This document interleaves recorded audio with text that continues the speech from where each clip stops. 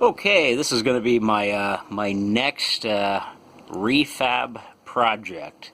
This is from a dear friend of mine from the Baltimore area, Baltimore, Maryland area, and those that know me know my love of refab work, and I only take on certain projects a year, and this is going to be one of them. Not anything real major, but this is a comedy legs table. For those that don't know about a comedy legs table, it's a table that the front legs fall off as you move it, and as you move it, now all of a sudden you're in a little bit of a situation. You need to try to figure out what will you do. You don't have any front legs for this table, and bam, all of a sudden these lady legs fall down from the table.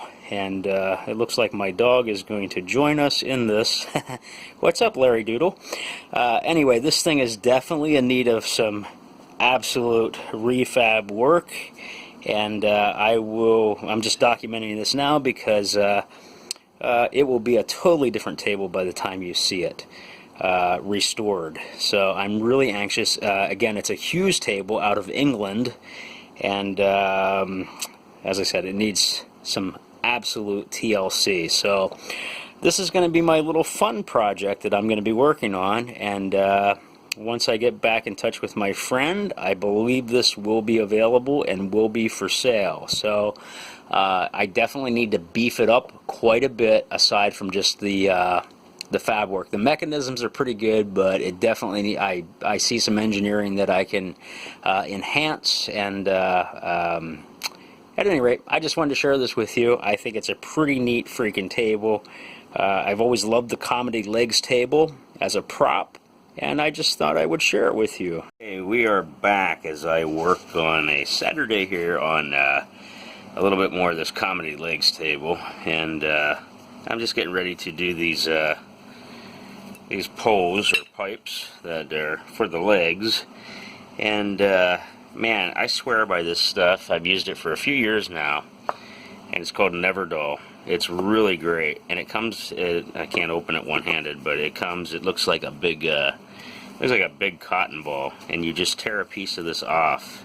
Okay, so it's wadding. Okay, it's a wadding polish, and you just take it over this thing, and even this one was done already. But watch this. I mean, you'll get residue out of it just like that. I wasn't even forcing anything on that. So anyway, this stuff is really great. You do that, you rub it over it, and then just take another clean rag and polish it up. And so I'll come back to these legs for this Hughes legs table in just a little bit here. Okay guys, this is literally after just about literally 5 minutes of my time to polish these things up, and boy, this doesn't do it any justice here down here with this low light, but you kind of get the idea. I left one of these undone so you can see. This is how most of us magicians walk in with our gear, okay?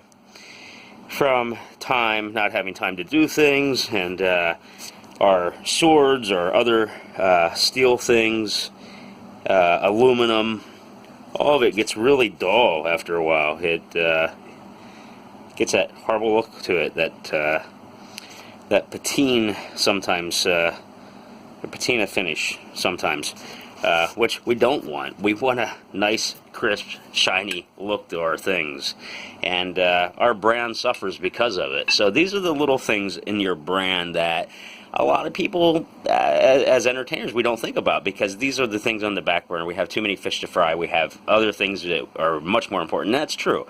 But anyway, I'm not paid for this. I just think it's a great resource or a great tool that I've used for years, and I wanted to share it with a lot of you illusion builders, a lot of you guys that are actually on the road, because it is such a great, quick thing that should be in your tool ATA case or whatever you have as far as your tools, because it's so easy. Here again, that literally took me 5 minutes of my time just to shine those things up. So here again, it's all about presence, right? You want a great show, you want a great look, so why not take it and go all the way with this and use something like this? It's going to save you a lot of time, like Never Dull. So wow, there's my commercial. I really hope they send me some money for that. That'd be awesome.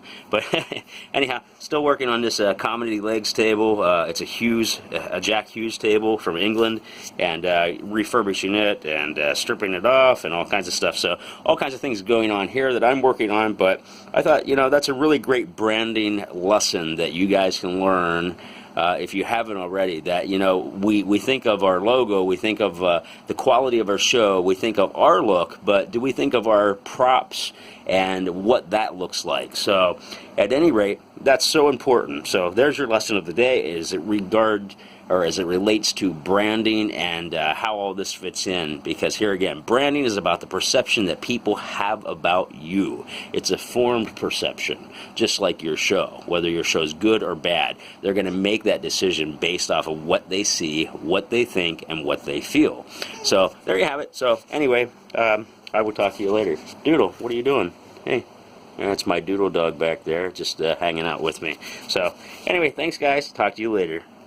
And here's just a real quick afterthought. So anyway, those are they're done.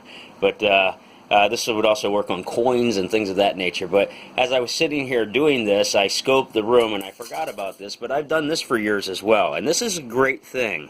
You can see I have just a bag of different stands and things like that. It's a little disshuffled at the moment, but. Anyhow, you're in the bowels of my basement here, so that is what it is.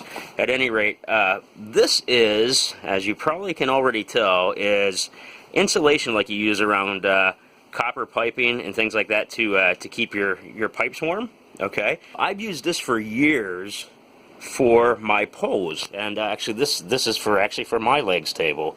So just another little afterthought for you, as it relates to protecting your gear. So thought you might like that. So there you have it. All right, again, project continues, and I'm out.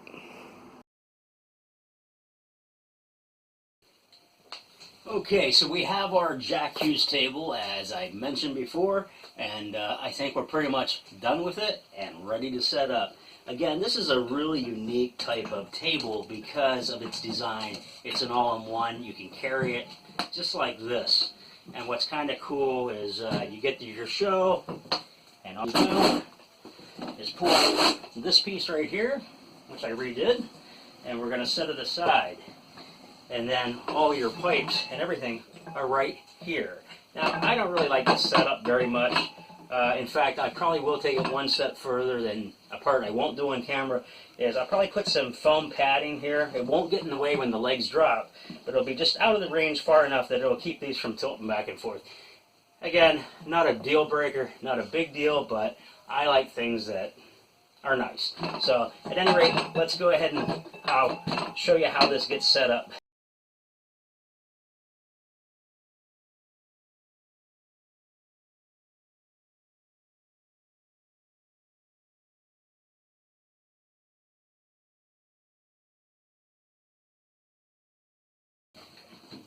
Alright, now that we have our legs in place, you'll see how this works out. There is a locking mechanism here that keeps these legs from coming out prematurely, and it's a little latch right here.